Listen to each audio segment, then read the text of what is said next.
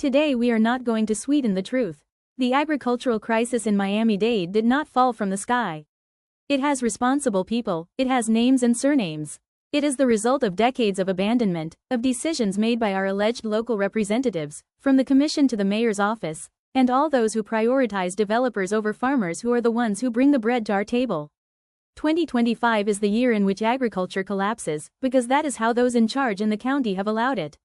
Farmers' incomes are sinking, costs are rising, but the Miami-Dade Commission and Mayor Daniela Levin Cava look the other way, or worse, applaud the real estate invasion.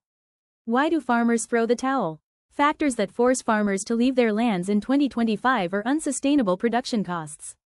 Fertilizers, seeds, fuel and repairs have risen between 20% and 40% in the last 2 years, suffocating profitability.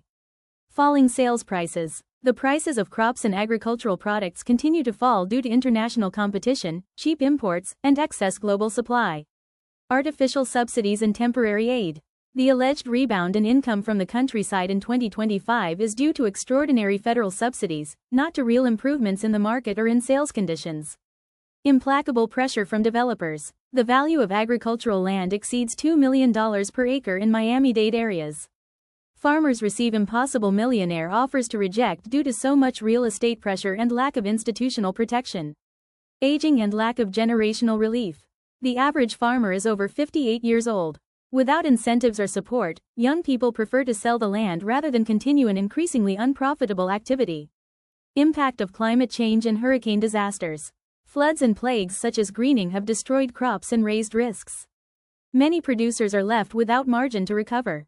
Institutional abandonment and anti-farmer lobby. Large associations and lobbies prioritize the interests of corporations and developers, blocking reforms such as the right to repair and leaving the family farmer without protection or representation.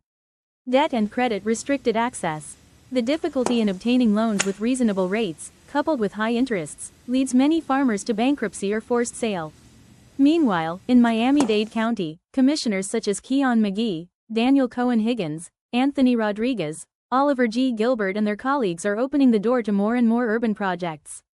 And what to say about the Planning Advisory Board? It is the local planning agency designated by the county and the main advisory body of the Board of Commissioners of the BCC County, in matters related to planning and annexations and incorporations. Alex A. David, a strategic metropolitan planner in the RER of Miami-Dade County, adds acres in his mind as units allowed to build. What do they really legislate for? For developers, not for farmers. In just 6 years, we have lost 11% of our agricultural land. And what have our commissioners done?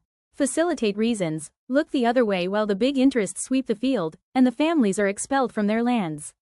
Today, 80% of agricultural value is in the hands of a few large florists and greengrocers, friends of the commission. Meanwhile, the historical farmers, those who really produce food, are being eliminated from the map. Each acre sold means a displaced family, a history erased.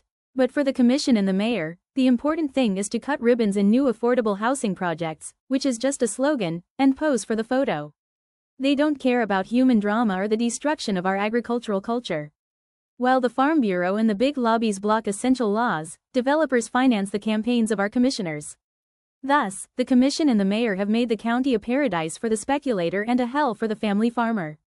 Enough empty speeches. Those responsible are in the local government.